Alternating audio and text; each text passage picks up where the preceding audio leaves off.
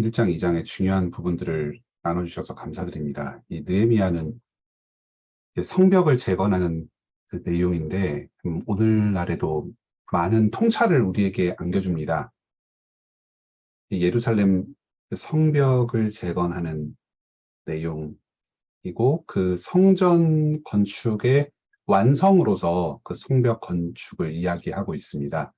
이제 좀 오늘날 신약 시대로 적용을 한다면 우리가 무너진 교회를 어떻게 재건할 것인가, 이런 문제랑 연관이 되어서 특히 그 코로나 이후 시기에 상당히 그 교회의 상황과 그 영향력이 약화되고 좀 새로운 패러다임의 어떤 교회 생활, 또 우리 신앙의 기초 이런 것들을 재건하고 이제 또 공동체를 다시 하나 되게 만드는 이런 그것이 큰 과제가 되었기 때문에 이 코로나 이후 시기에 이 느헤미야의 본문이 사람들에게 또 여러 교회들에서 많은 주목을 받았던 것 같습니다. 오늘날에도 어떻게 우리가 교회를 새롭게 세워가야 할 것인가 이런 통찰을 많이 안겨주는 본문이라고 할 수 있고, 그 중에서 특히 그 느헤미야라는 그 지도자의 역할이 아주 크게 요구되고 있죠. 그래서 오늘날 우리가 어떤 리더십을 그 발휘해서 이 교회를 함께 세워나가야 될 것인가, 이런 점에 대해서 사람들이 많이 하는 본문이었던 것 같습니다.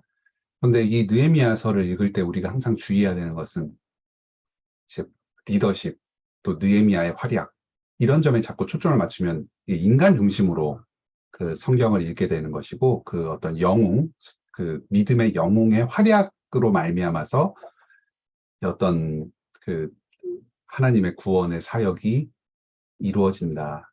그런 식으로 생각을 할 수가 있습니다. 그러면 이걸 오늘날 우리들에게도 적용을 해보면 우리가 이런 영웅이 되어야 한다. 더 힘을 내고 헌신해서 교회를 위해서 또 하나님 나라를 위해서 이렇게 헌신하고 순종해야 된다.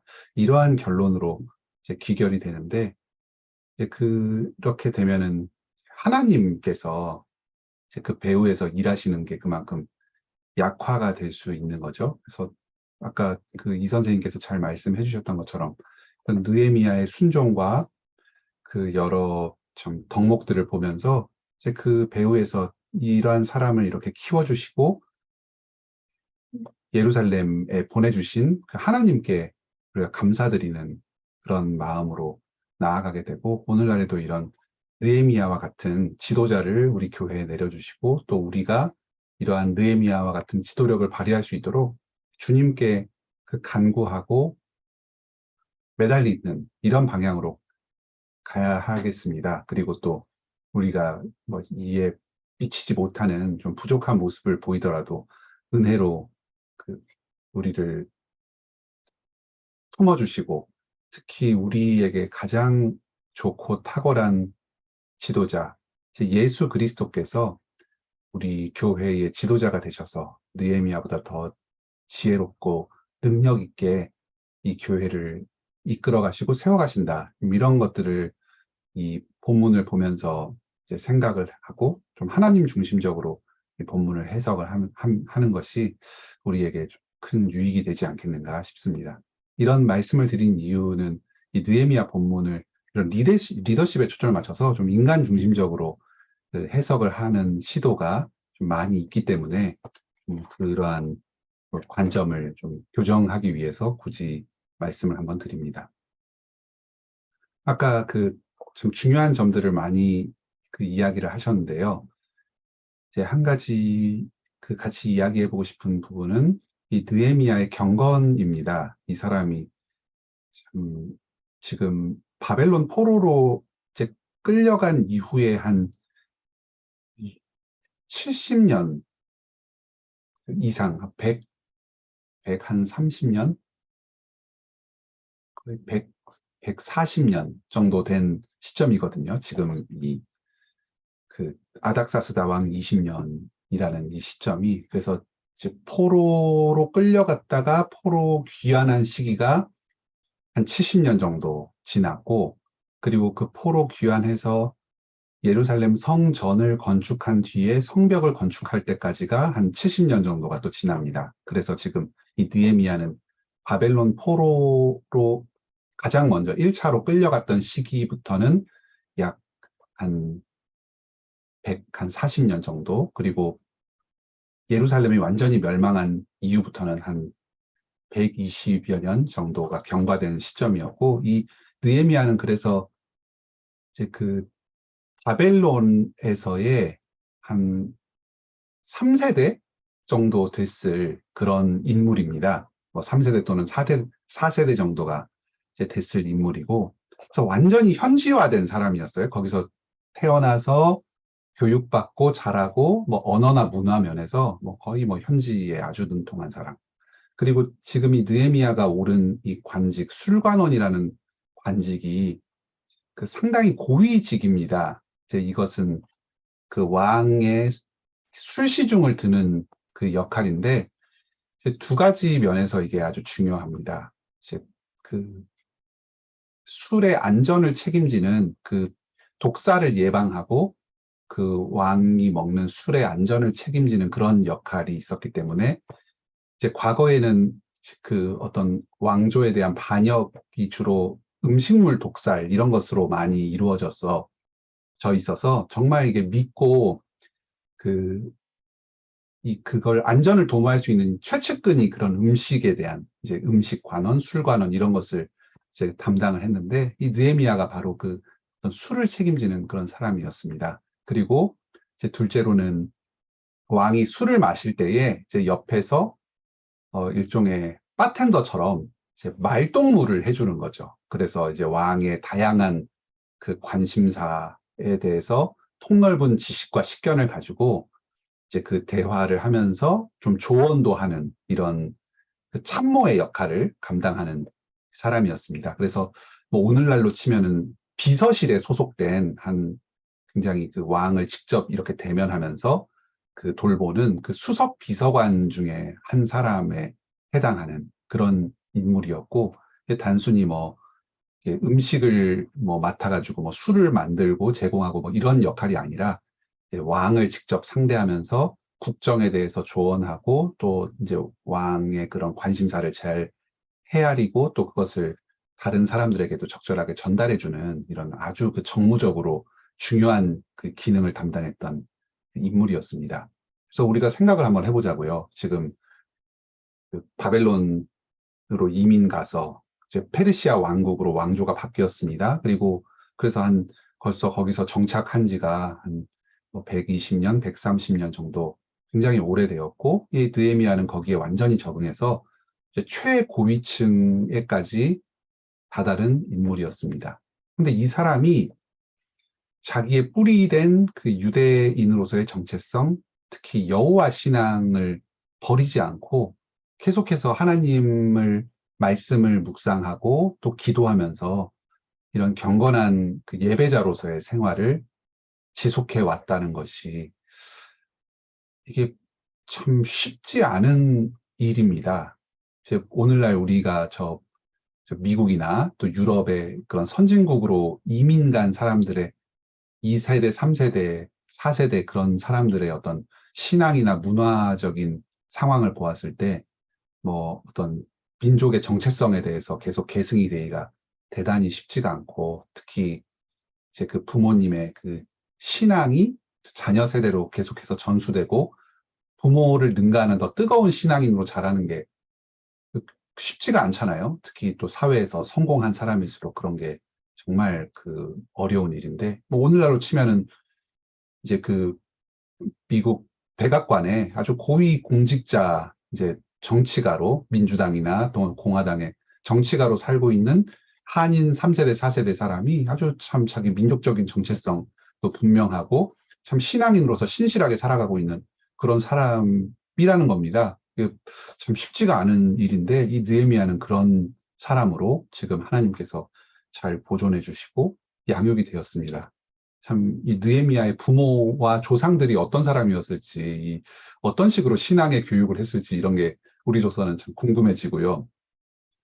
이 사람의 이런 신앙의 중요한 특징들을 보면은 이제 몇 가지 특징들을 여기서 발견할 수 있습니다. 이제 첫 번째는 하나님의 말씀에 대해서 굉장히 깊이 있는 이제 이해와 지식을 가지고 있습니다.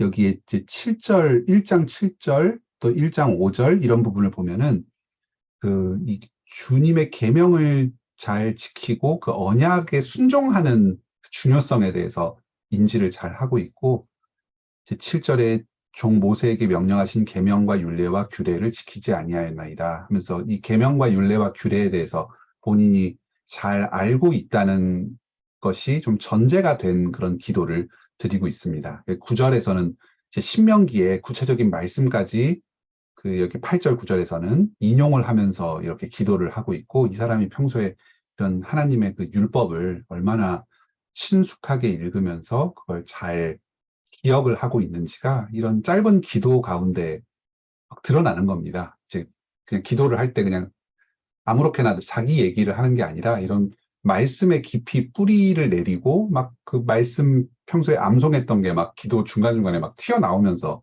이렇게 기도를 하는 거고요. 그리고 두 번째로 이 사람의 참 경건을 잘 볼 수 있는 게 제 4절입니다. 이제 수일 동안 슬퍼하면서 금식하며 기도하여. 이제 이런 어떤 마음에 참 번민이나 그런 슬픈 일이 있을 때 이 사람이 참 얼마나 그 금식과 기도가 내면화되고 체화된 사람인가.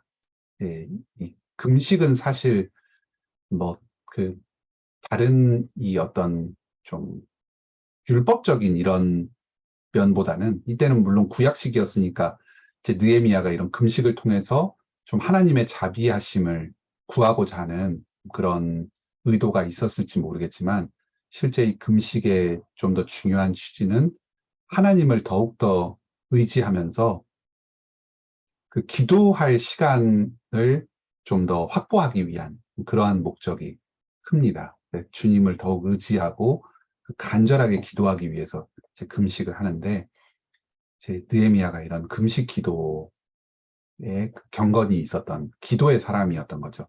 실제로 느헤미야서, 그러니까 2장에서도 이 선생님께서도 한번 언급하셨던 것처럼 잠깐 이제 4절에서 왕에게 이야기할 때도 묵도하고 그 말하는 것, 그 이후에 4장, 뭐 6장 등등 해서 어떤 이제 그 성벽 건축의 고비고비마다 느헤미야가 다른 백성들을 이끌고 기도하면서 그 여러 어려움들을 돌파하는 그런 모습들을 볼 수 있거든요. 그래서 이 느헤미야를 기도의 관점에서 우리가 읽어볼 수도 있습니다.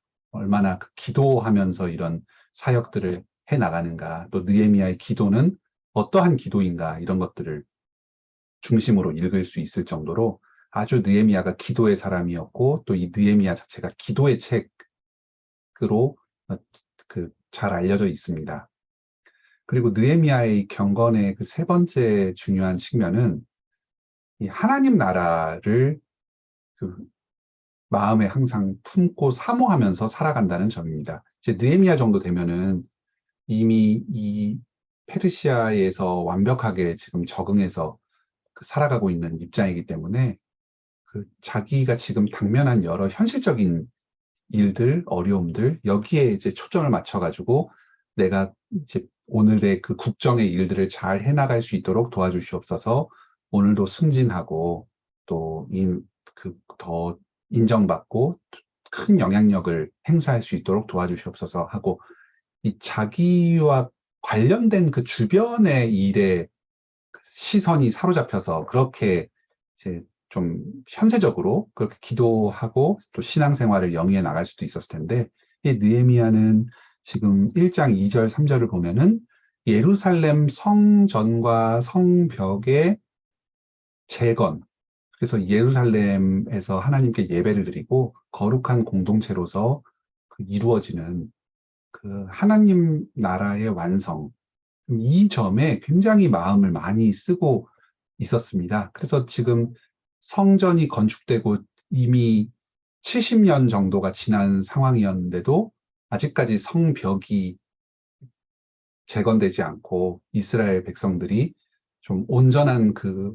공동체를 이루어서 그 예배 공동체로서 살아가지 못한다는 소식을 생생하게 그 동포들로부터 접했을 때 거기에 대해서 너무나 마음이 아프고 쓰였던 거죠. 우리는 어떻습니까? 오늘날 지금 뭐 가정을 꾸리고 또 여러 좀 일상의 일들을 처리하는데 급급해서 살아가는데 하나님 나라의 중요한 어떤 일들, 우리 교회의 예배와 또 여러 직분자들이 자신의 일들을 신실하게 감당하는 것, 또 지금 우리 나라와 전 세계에 그리스도의 복음이 전파되고 하나님 나라가 점점 확장되어 가는 것, 예배하는 것, 이런 것들이 얼마나 우리가 마음이 쓰이고 그것을 중요하게 생각합니까? 지난 주일에 그 인도 지역의 내전으로 말미암아서 또 그 소수 민족에 속해 있는 그 많은 그 기독교인과 교회들이 파괴되고 우리 기독교인들이 지금 죽음의 공포 위험 가운데 지금 노출되어 있는 무방비로 노출된 이런 좀 치안 부재 상황 가운데 그 놓여 있다는 이런 소식을 접하였는데 이런 것이 우리에게 얼마나 중요하고 참 우리의 마음을 사로잡는 그 주제들인가. 이제 그런 우리의 모습에 비추어 봤을 때 이 느헤미야가 참 얼마나 느헤미야의 경건이 좀 우리에게 생생하게 다가오는 거죠. 우리는 뭐 그런 거죠. 잠깐 모여서 기도하고 또 필요하면은 좀 헌금 모아서 이렇게 보내고 뭐 그런 정도고 느헤미야도 뭐 그 정도 했어도 참 잘했다 뭐 할 수도 있지 않았겠습니까? 또 그리고 이렇게 사람 보내서 좀 격려해주고 자기가 여기 그 페르시아에서 어떤 왕한테 좀 얘기해서 어떤 건의하고 했는데 이제 느헤미야는 그 정도로 만족이 안 됐던 겁니다. 그래서 내가 직접 가야겠다. 내가 직접 가서 이 일들을 이루어야 되겠다 할 정도로 그 책임감과 사명감을 강하게 느끼고서 이제 이후에 그 일들을 이루어 나가는데요. 우리로서도 우리 하나님 나라의 여러 중요한 그 사역들에 대해서 얼마나 우리가 사명감을 가지고 이것들을 헌신하면서 살아가고 있는가. 이런 점에 비추어서 이 느헤미야의 경건을 다시 한번 생각을 해보게 됩니다. 예, 그리고 이제 느헤미야가 2장에서는 그런 결심의 결과 이제 예루살렘으로 직접적으로 이제 가는 준비를 하게 됩니다. 여기서 상당히 주도 면밀하게 조심스럽게 이걸 접근을 하는데 여기 상당히 결정적인 그 부분들이 있습니다. 여기 2절에 보면 왕 이렇게 묻거든요. 네가 병이 없거늘 어찌하여 얼굴에 수심이 있느냐? 이는 필연 네 마음에 근심이 있으리로다. 왕이 이렇게 질문합니다. 한번 상황을 상상해 봅시다. 왕이 이렇게 앉았는데 술 간원이 얼굴에 좀 낯빛이 어두운 그림자가 있어요. 그러면은 순간적으로 이게 뭐가 지금 얘가 캥기는 구석이 있구나. 뭐가 좀 지금 평소와 다르구나 하면은 가장 먼저 왕으로서 생각할 수 있는 게 얘가 혹시 반역자들과 한패가 되어서 나를 지금 해코지하기 위해서 이 술에 뭘 탄 건 아닌가? 약간 그런 의심을 가장 먼저 할 수가 있습니다. 그래서 지금 너 뭐야? 야, 너 뭐 있지? 뭐야? 빨리 말해봐. 약간 그런 분위기인 거예요. 이제 그랬을 때 이 느헤미야가 납득할 수 없는 답변을 내놓았을 때 이제 어떤 반역의 우려로 인해서 당장 그 자리에서 쫓겨나면 물론 목숨까지 위태로워질 수도 있는 그런 상황이었던 겁니다. 그래서 이 술관원들은 항상 왕에게 그 기분 좋은 어떤 그 즐거운 그런 분위기를 연출하기 위해서 항상 얼굴에 있는 표정을 감추고 늘 이제 밝은 낯빛으로 왕을 대하면서 이렇게 좋은 말동무가 되어주고 이제 왕이 오히려 좀 기분이 안 좋을 때도 여러 가지 대화들을 유도하면서 왕의 그 흥을 돋구는 이제 그런 식으로 행동을 해야 하는데 얘가 지금 표정이 안 좋으니까 지금 뭔가 약간 좀 의심을 하면서 지금 질문을 하고 있는 겁니다.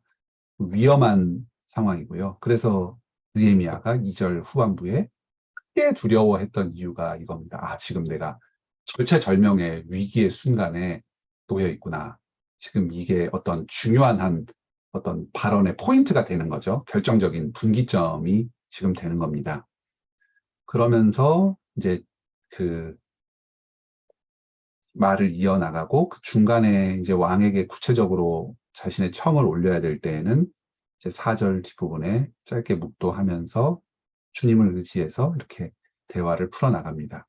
우리도 어떤 중요한 일을 할 때에 참 기도를 뭐 거창하게 항상 뭐 밤에 무릎 꿇고 각 잡고 이렇게 기도하는 것뿐만 아니라 참 이렇게 평소에 마음속으로 수시로 간절하게 기도하면서 어떤 일들을 해나가야 되는 그런 때도 있는 것 같고, 이제 참 이게 쉬지 말고 기도하라 하는 그러한 말씀을 이 느헤미야가 어떻게 실천하고 있는가 볼 수가 있죠.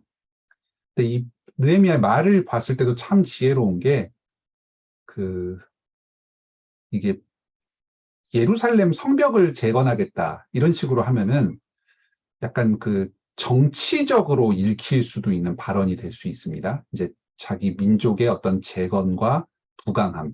이제 그러면 이 페르시아 제국의 이제 좀 변방 지역에 있는 그런 이제 작은 국가인데 얘네가 어떤 자기의 힘을 키워가지고 장차 이제 반역 세력으로 성장할 수도 있고 또는 그 주변 지역의 그 다른 민족과의 역학관계 가운데서 좀 위험한 그 유력한 세력으로 그 자랄 수도 있는 그 어떤 그 부탁을 하는 것인데 성벽을 건축하겠다는 게 자기 민족의 자치적인 역량을 지금 좀 더 확보하겠다는 이야기잖아요. 이제 그래서 그게 정치적으로도 읽힐 수 있는 발언인데 이런 정치를 철저하게 배제하고 내 조상들의 묘실이 있다. 그래서 어떤 나의 개인적인 감정이나 사정을 으로서 이걸 좀 국한을 시켜가지고 지금 왕에게 이야기를 하고 있습니다. 그러니까 제가 지금 너무 힘든데 제 부탁 좀 들어주십시오. 이러면서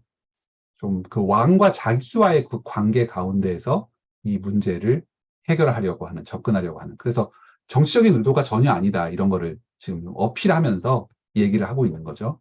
상당히 지혜로운 방식으로 또 먼저 이걸 꺼내는 게 아니라 왕이 궁금해하고 질문할 때에 이것에 대해서 좀 적절하게 이렇게 표현하는, 조심스럽게 표현하는 그런 좀 신중함과 주도 면밀함의 모습을 보이고 있습니다.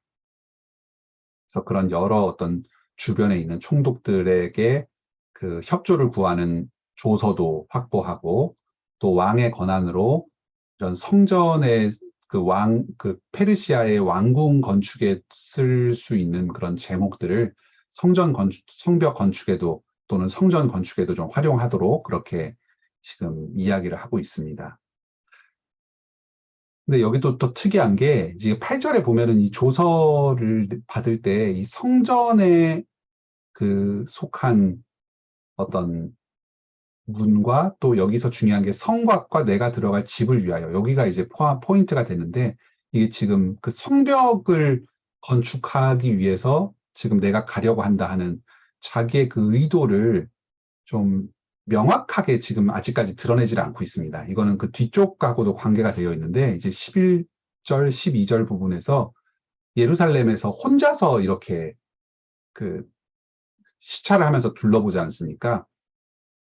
반대 세력들이 있는 것을 지금 염두에 두고 있습니다. 그래서 이게 처음부터 내가 성벽을 건축하러 간다 이 사실이 노출이 되면은 이제 반대자들이 거기에 대해서 뭐 또 왕에게 다시 청을 해가지고 이것을 반대하는 그 조서를 받을 수도 있고 그 반대하는 그 공략 그 음모들이 그 구체화될 수가 있기 때문에 최대한 이게 일이 실현되기 전까지 이것을 감추고 좀 주도 면밀하게 그 일들을 필요한 일들을 준비해 나가는 그런 모습들을 볼 수 있습니다. 반대자들의 반대를 적절하게 고려하면서 상당히 신중하고 조심스럽게 하지만 필요한 일들을 착실하게 이제 준비해 나가는 모습을 볼 수 있고 좀 이런 그 준비 과정을 보았을 때도 이 느헤미야가 참 그 페르시아의 고위 직에 오를 만한 그런 정치력과 식견을 가진 인물이다. 이런 것을 우리가 잘 알 수가 있습니다. 이후에 느헤미야서 그 중반부 뒷부분에도 보는 것처럼 이 사람이 일을 추진하는 이 수완이나 식견이 보통 사람이 아니거든요. 참 어떤 그 공동체 내부의 일을 다루는 점에서도 그렇고 어떤 그 다른 그 경쟁 부족과의 갈등 관계를 해결하는 면에서도 그렇고, 자기의 상급자 왕과의 그 관계에서 어떤 그 일들을 처리하는 문제에서도 그렇고, 굉장히 이 사람이 식견이 뛰어나고 아주 정치력이 좋은 참 그 지혜로운 사람이고, 참 하나님께서 이 교회를 다시 재건하는 데에 이 느헤미야가 이런 정도 인물이 길러지기 위해서는 정말로 오랜 시간과 그 많은 사람들의 그 주변의 도움과 본인의 노력과 또 이런 여건, 모든 것들이 참 조성이 되었을 텐데, 참 지금 이 사람이 지금 나이가 어느 정도인지는 밝혀지진 않았습니다. 뭐, 한 50대, 40대, 50대, 60대, 어느 정도 됐을지는 알 수가 없는데, 참 그 오랜 기간 동안 주님께서 이 페르시아에서 이 느헤미야가 성장하고 이런 관직에 진출해서 여러 가지 사회 경험을 하도록 하셔서 지금 이 사람의 어떤 나이대까지 이제 길러주신 것. 사실 이 느헤미야가 이렇게 부각돼서 귀환하기 전까지는 이런 인물이 이 예루살렘 성벽 재건을 위해서 이렇게 귀하게 쓰임받을 것인지를 아무도 전혀 뭐 예상하고 짐작할 수조차 없었을 것 아닙니까? 참 이런 일에서 우리가 참 하나님의 그 지혜와 경륜의 그 신비를 보게 되고, 우리 한 사람 한 사람도 마찬가지죠.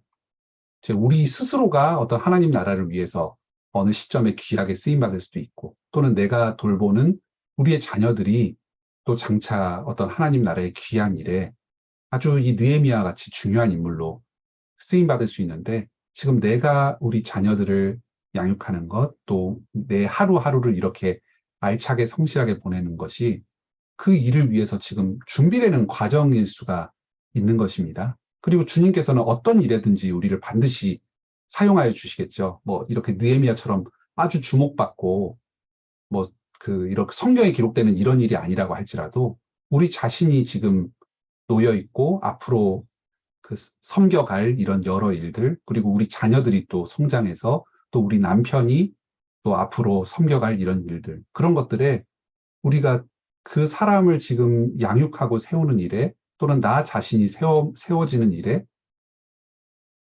주님의 큰 오랜 그 경륜, 그 비밀한 감춰져 있는 일에 지금도 쓰임받고 거기에 협력해 가고 있는 중인 것입니다. 그런 것을 참 생각하면 우리의 이 오늘 하루하루와 한순간 한순간 우리가 행하는 모든 일들이 참 얼마나 귀한 일인가, 이런 그 하나님의 나라를 세워가는데 참 얼마나 귀하게 쓰임받고 있는 일인가, 이런 것을 또 생각을 하게 됩니다.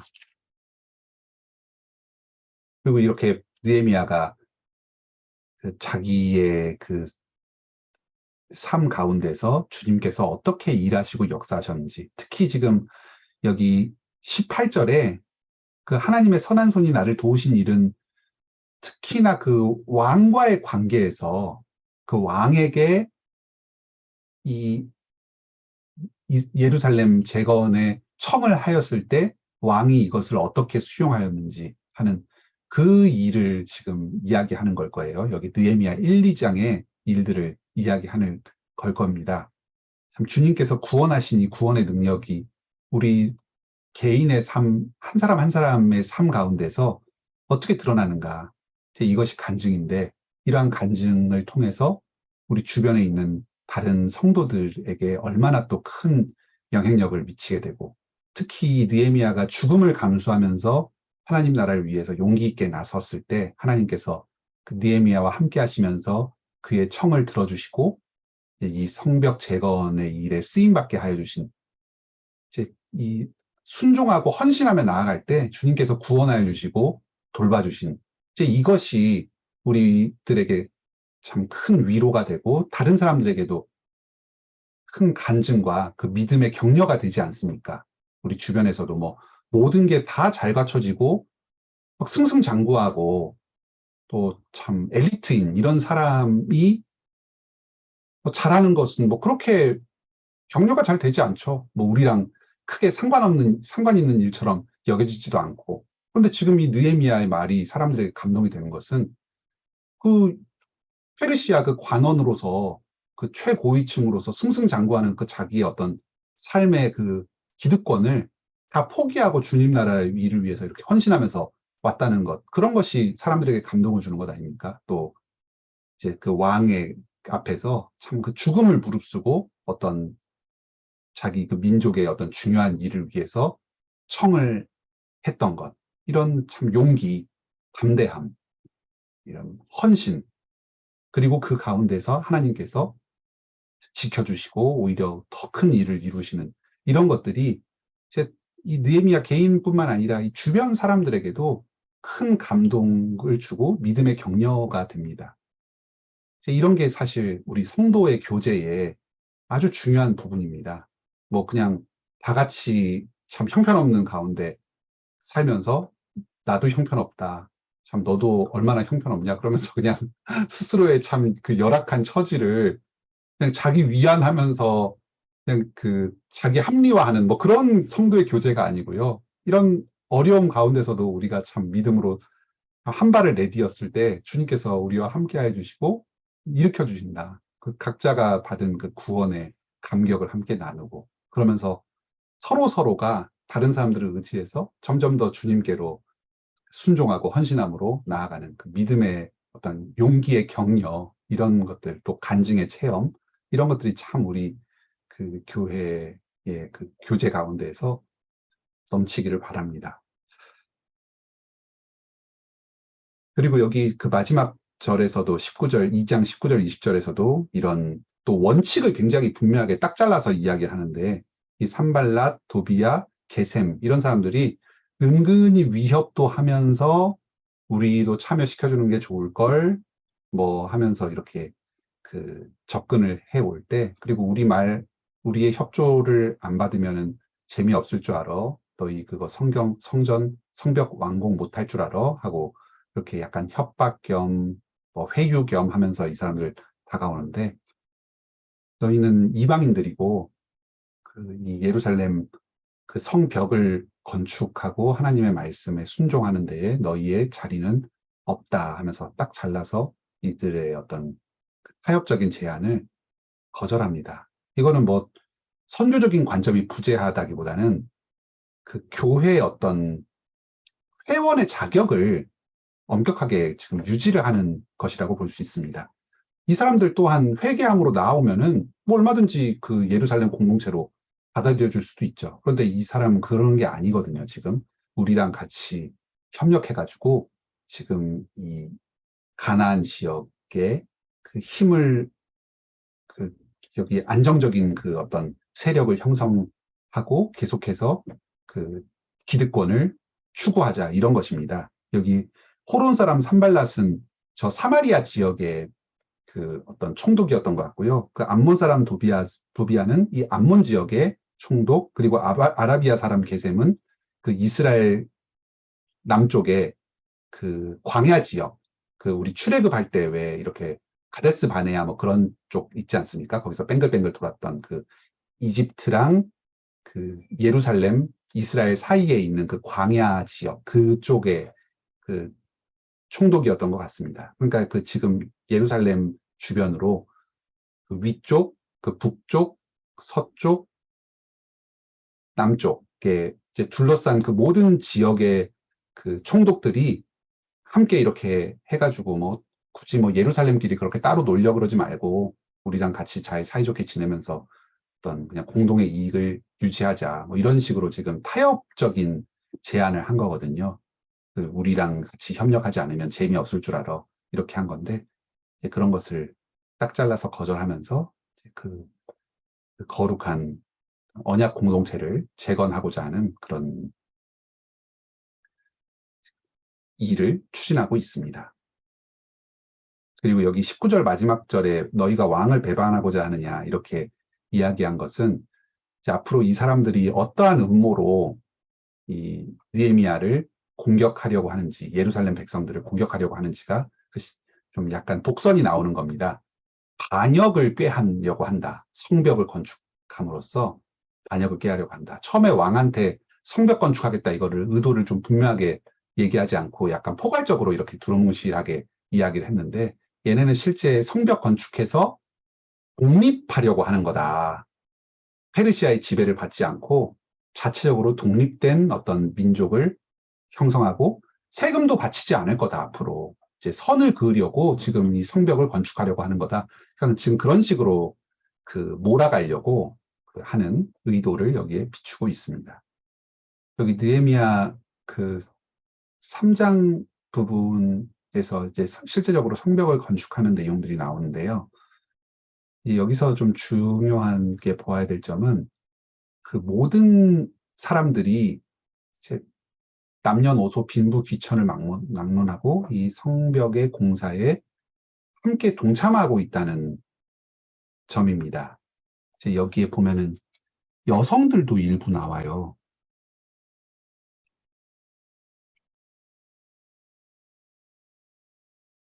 뭐 딸들이 나오는데 한번 여기 12절에 할로에스의 아들 살룸과 그의 딸들이 중수하였다. 그리고 여기 중간중간에는 뭐 귀족들도 나오고 또 멀리서 온 드고아 사람들, 이런 사람들이 중수했는데 여기 5절에 보면은 드고아는 여기 조금 거리가 있거든요. 한 5km 정도 떨어진 지역인데 이제 거기서 이제 걸어와가지고 이 성벽 건설에 참여하는 건데 귀족들은 공사를 분담하지 아니하였다. 그러니까 이게 평민들이 와가지고 여기에 참여를 한 겁니다.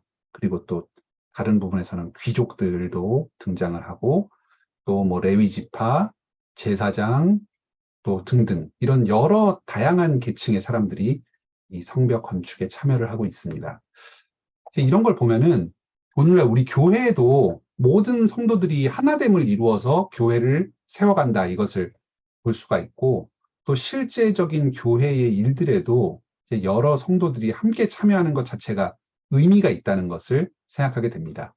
그렇지 않으면은 그냥 단순히 참여만 그 관계가 되면은 이 백성들이 헌금을 거두어서 돈을 내면은 그걸로 이제 어떤 인력을 동원해 가지고 성벽을 건축했다, 뭐 이렇게 해도 일은 될 거거든요. 그리고 성도들도 참여를 하는 거니까, 헌신을 하는 거니까 그걸로 끝났다 할 수도 있을 텐데, 직접 와가지고 그 벽돌을 나르고 하면서 성벽을 건축하는 모습을 보면서 이제 단순히 돈을 들이는 것뿐만 아니라 이제 시간과 노력을 들여서 함께 이 교회를 세워가는, 이것이 이제 그 성도가 그 함께 교회를 세워가는데 중요한 요소가 될 수 있다는 점을 보게 됩니다. 그래서 오늘도 우리가 이제 교회의 여러 가지 일들을 할 때 그냥 전임 사역자, 이제 월급을 받고 교회 일에 전무하는 뭐 이런 목사님이나 또는 교회 행정 직원들, 이런 사람들에게만 교회 일을 다 전담을 시키고 성도들은 헌금으로만 교회에 섬긴다, 봉사한다.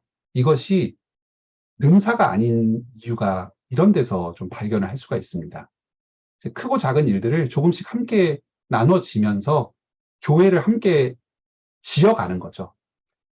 그래서 우리가 몇 주 전에 교회 대청소를 할 때에도 또 모든 성도들이 함께 오셔가지고 함께 뭐 쓸고 닦고 광내고 하면서 이 예배당 하나하나를 함께 준비해 가는, 또 그리고 평소에도 여러 교회의 어떤 일들에 성도들이 또 시간적으로 함께 참여하는, 이런 게 참 의미가 있는 이유가 여기에 있습니다. 여기서 또 하나 중요한 것은 그 여러 다양한 성도들이 참여할 때에 그 구간들이 조금씩 차이가 있어요. 어떤 사람들은 좀 짧은 구간, 어떤 사람들은 긴 구간. 그 구간 자체의 난이도도 조금씩 다르거든요. 이제 어떤 사람들은 그냥 평지에 이미 기반이 닦아져 있는 그런 성벽을 조금 이렇게 수선을 해서 완성을 시키는 그 구간도 있었고, 그러면은 좀 상대적으로 긴 구간을 맡을 수가 있었겠죠. 또 어떤 사람들은 이렇게 약간 깎아지른 듯한 그 경사가 심한 비탈길에다가 성벽을 이렇게 올려야 되는 사람들도 있었는데, 그러면 그건 난이도가 상당히 높잖아요.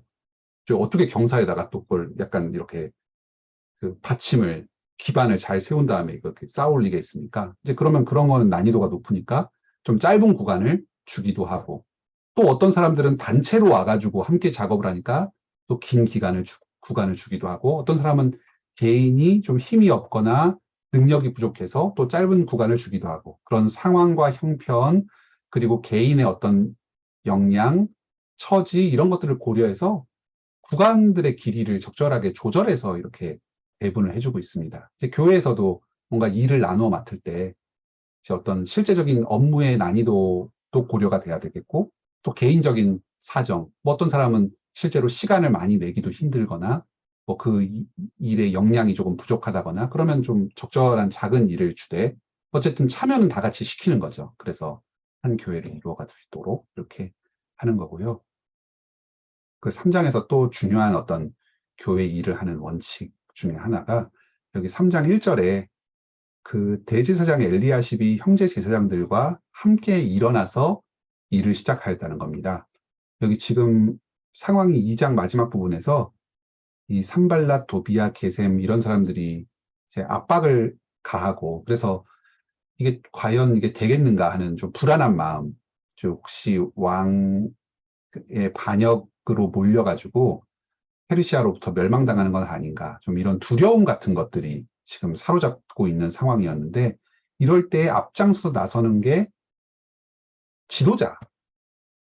지도자들이라는 거죠. 그래서 교회의 직분자들이 이제 어떤 일을 할 때에 성도들을 앞세우고 뒤따라가는 것이 아니라 이제 어떤 어려움의 순간, 고난의 순간 가운데 먼저 일어서서 앞장서서 그 고난을 먼저 불안함을 감당하고 싸워 이겨나가면서 다른 성도들도 함께 따라오도록 독려하는 이런 것이 또 교회에서 어떤 함께 그 교회를 세워나갈 때 참 중요한 점입니다. 직분자의 그 앞서서 헌신하는 태도가 아주 중요하다는 거죠.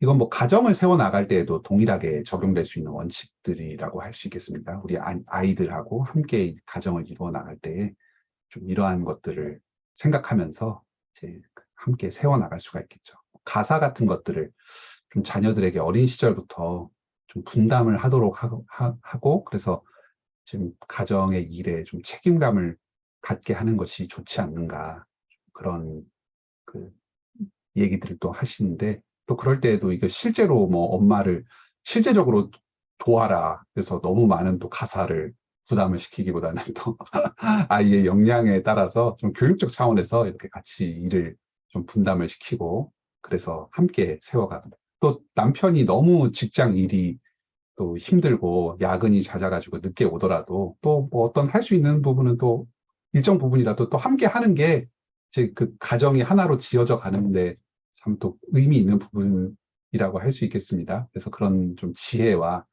또, 예, 또 시간과 노력을 통해서까지 좀 마음을 하나로 모은 이런 게 그 교회와 가정을 세우는데 기여할 수 있을 것 같습니다.